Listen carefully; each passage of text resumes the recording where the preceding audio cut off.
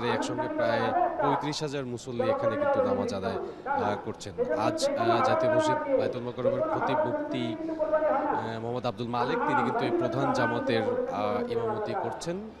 আমরা দেখতে পাচ্ছি তিনি নানা ধরনের নির্দেশনা দিচ্ছেন মুসল্লিদের উদ্দেশ্যে সুশৃঙ্খল একটি ঈদের জামাত করার জন্যে। আর ঈদগাহ ময়দানে মূলত প্রবেশের জন্য মোট ৪টি গেটের ব্যবস্থা করা হয়েছে আমরা দেখেছি। এর মধ্যে ভিআইপিদের জন্য একটি, সাধারণ পুরুষ মুসল্লিদের জন্য দুটি এবং নারী মুসল্লিদের জন্য কিন্তু একটি আলাদা প্রবেশ ফটক রাখা হয়েছে। আমরা সেটি লক্ষ্য করেছি।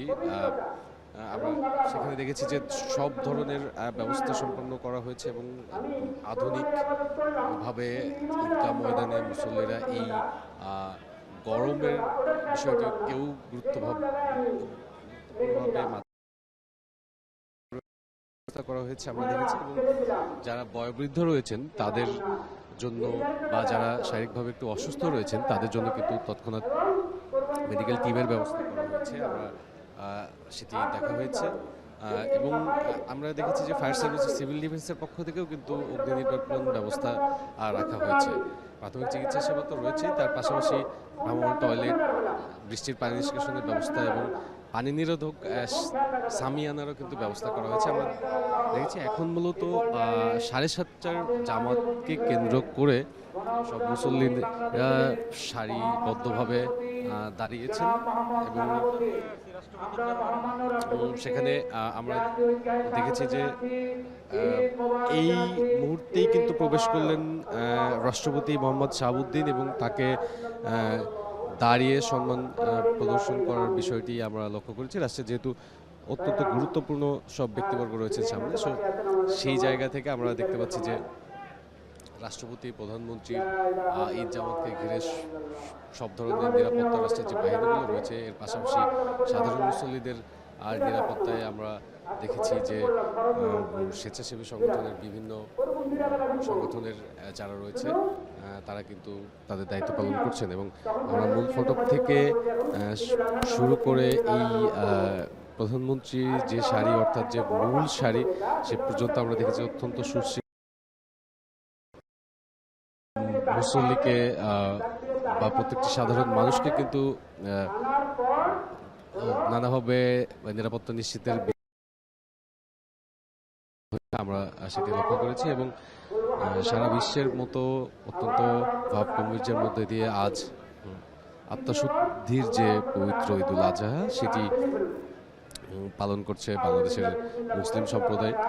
এবং মুসলিম সংখ্যাগরিষ্ঠতা দেশ হওয়ার কারণে আমরা সেই পবিত্রতার বিষয়টি দেখেছি যে আজকে ঈদের জামাত ঘিরে সেই বিষয়টি একদম ভোরের আলো ফোটার আগে থেকেই সেই বিষয়গুলো কিন্তু লক্ষ্য করেছি। এবং এর পরবর্তীতেই কিন্তু যে ঈদের নামাজের পরেই কিন্তু সকল মুসল্লি তাদের যে কোরবানির পশু রয়েছে, সে পছন্দের পশু, সেটি কুরবানি করবেন। আমরা দেখেছি যে আজ পবিত্র ঈদুল আজহা উপলক্ষে প্রধানমন্ত্রী এবং রাষ্ট্রপতি কিন্তু পৃথক পৃথক বাণী দিয়েছেন। আমরা প্রধানমন্ত্রী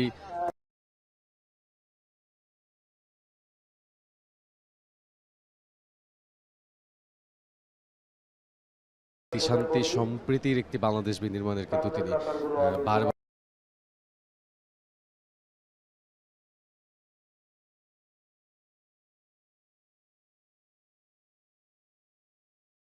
সবাই সারিবদ্ধভাবে দাঁড়াচ্ছেন এবং এখনই অনুষ্ঠিত হবে আনুষ্ঠানিকভাবে ঈদের প্রধান জামাত। তো যার কারণেই নীরবতা বজায় রাখা অত্যন্ত গুরুত্বপূর্ণ। তো এখনই শুরু হচ্ছে এই জাতীয় ঈদগাহ ময়দানে রাষ্ট্রপতি এবং প্রধানমন্ত্রীর উপস্থিতিতে ঈদের প্রধান জামাত। ঈদুল আজহার নামাজ শুরু হবে। আমরা সকলে প্রস্তুতি গ্রহণ করি।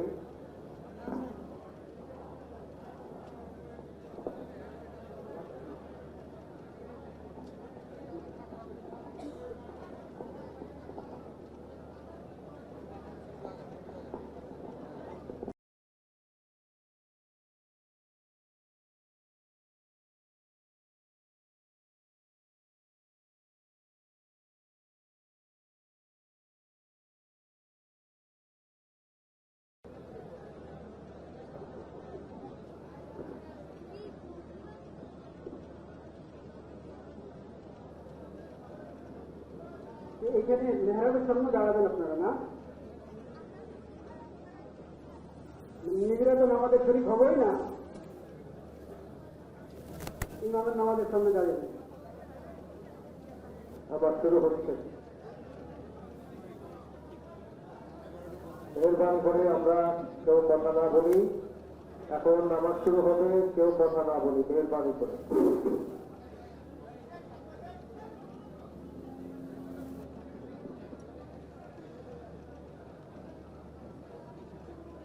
নামাজ শুরু হচ্ছে ভাই, নামাজ শুরু হচ্ছে।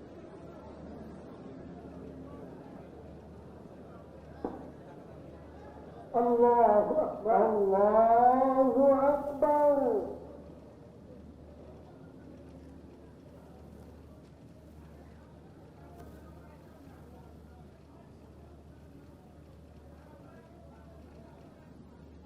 আলহামদুলিল্লাহি রাব্বিল আলামিন। আল্লাহু আকবার, আল্লাহু আকবার, আল্লাহু আকবার, আল্লাহু আকবার।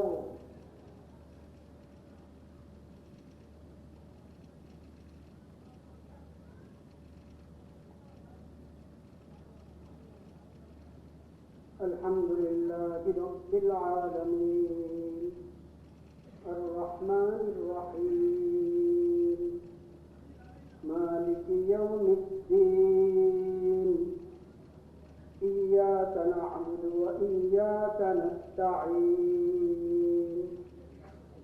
اهدنا الصراط المستقيم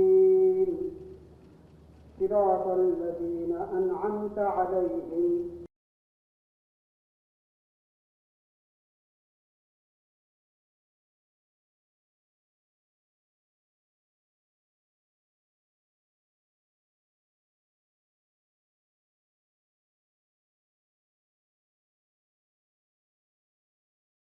عظم شعائر الله فإنها من تقوى القلوب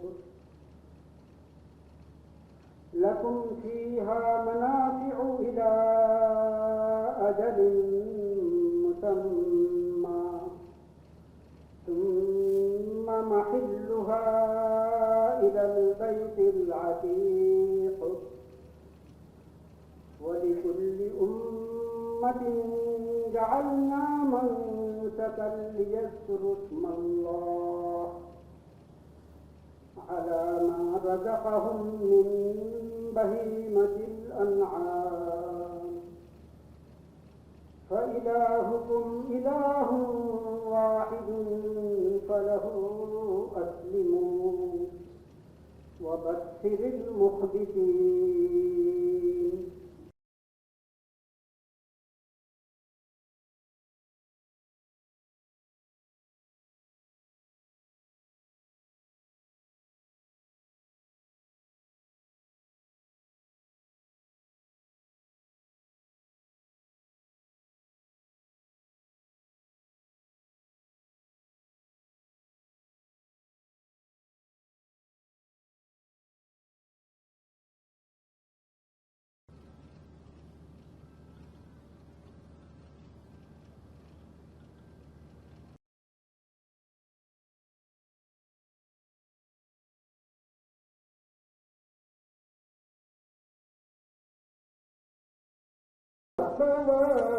لك الحمد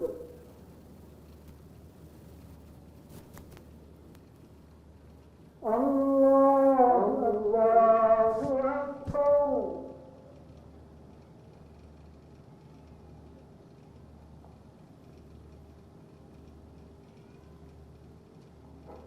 الله أكبر الله أكبر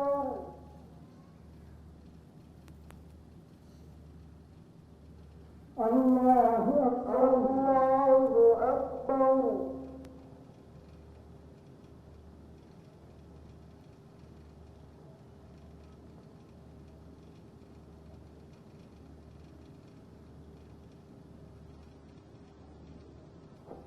الله أكبر الله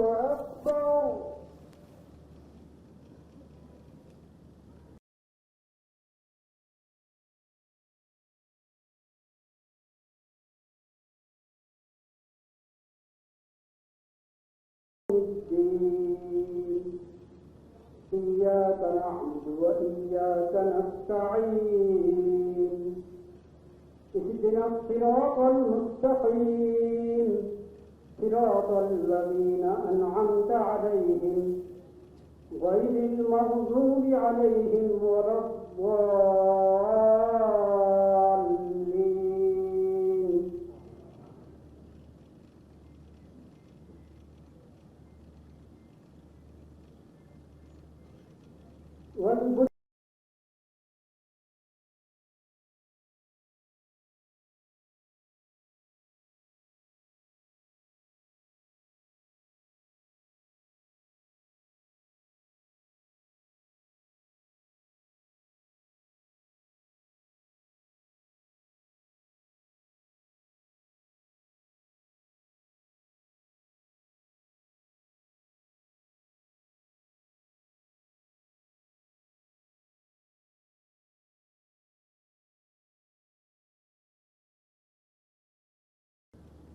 لن ينال الله لحومها ولا دماؤها ولكن يناله التقوى منكم كذلك سخرها لكم لتكبروا الله على ما هداكم وبشر المحسنين الله أكبر الله أكبر الله أكبر الله أكبر الله أكبر الله أكبر الله أكبر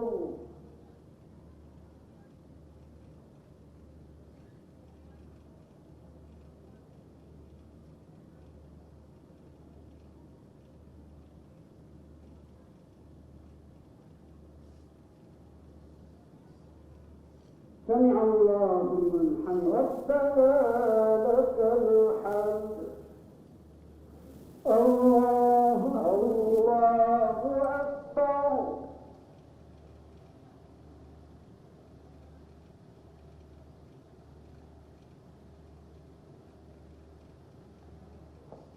الله أكبر الله أكبر الله أكبر الله أكبر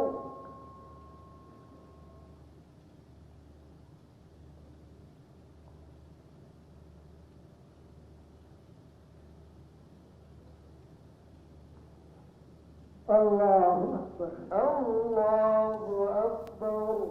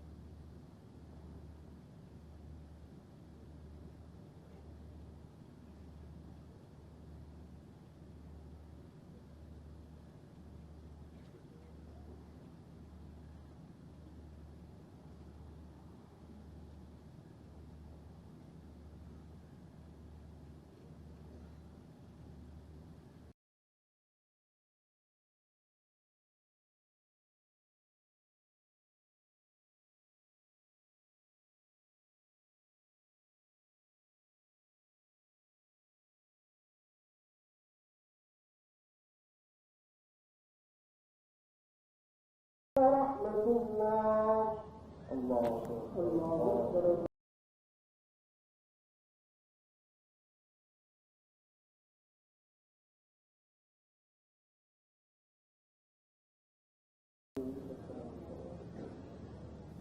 اللهم أعني على ذكرك وشكرك وحسن لا إله إلا الله وحده لا شريك له له الملك وله الحمد وهو على كل شيء قدير لا إله إلا الله وحده لا شريك له له الملك وله الحمد وهو على كل شيء قدير اللهم لا مانع لما أعطيت ولا معطي لما منعت ولا ينفع ذا الجد منك الجد. সম্মানিত মুসল্লিয়ান কিরাম, আপনারা সকলেই শান্তভাবে বসুন। খুতবা শ্রবণ করা ওয়াজিব।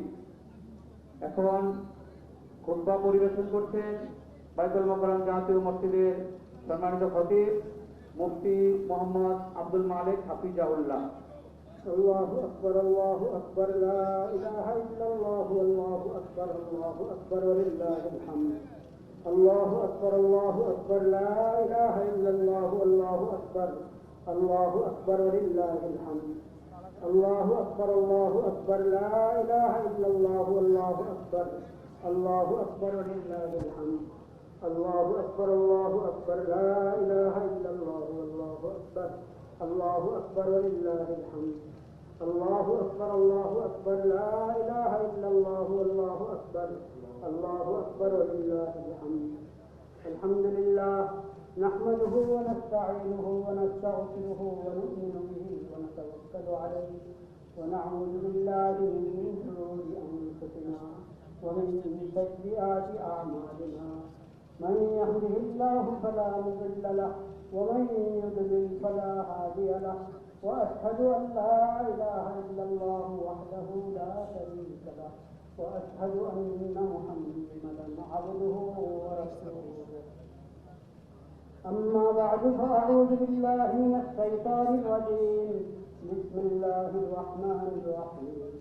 قل إنني هداني ربي إلى صراط مستقيم دينا قيما ملة إبراهيم حنيفا وما كان من المشركين.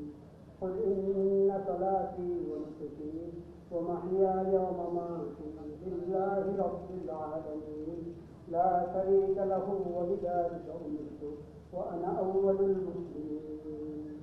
صدق الله مولانا العظيم وصدق رسوله النبي الكريم ونحن على ذلك من الشاهدين والشاكرين والحمد لله رب العالمين. عباد الله إن القربان إن الأضحية عبادة عظيمة للتقرب إلى الله سبحانه وتعالى. وإن هذه العبادة عبادة الأضحية والقربان يعلمنا ويذكرنا بذكر اسم الله سبحانه وتعالى على ما رزقنا من بهيمة الأنعام. فبهيمة الأنعام لا تذبح إلا بسم الله، فما ذكر عليه غير اسم الله فهو ميت فهو لا يجوز أكله ولا تتأتى به عبادة القربان. الله أكبر لا إله إلا الله والله أكبر ولله الحمد. فهذه العبادة عبادة التوحيد وترك لجميع أنواع الشرك. نقول عندما نذبح ما رزقنا الله من بهيمة الأنعام دعائين، كلمتين من الدعاء علمهما النبي صلى الله عليه وسلم من آيتين كريمتين من سورة الأنعام. الكلمة الأولى من قصة إبراهيم الخليل على نبينا وعليه الصلاة والسلام. جاء في تلك القصة دعاء سيدنا إبراهيم: إني وجهت وجهي للذي فطر السماوات والأرض حنيفا وما كان من إني وجهت وجهي للذي فطر السماوات والأرض حنيفا وما أنا من المشركين. ودعاء وكلمة دعاء أخرى في سورة الأنعام أيضا في قوله تعالى: قل إن صلاتي ونسكي ومحياي ومماتي لله رب العالمين لا شريك له وبذلك أمرت وأنا أول المسلمين. فالتوحيد والإخلاص والتقوى والإسلام والاستسلام هذه هي تعليمات الأضحية.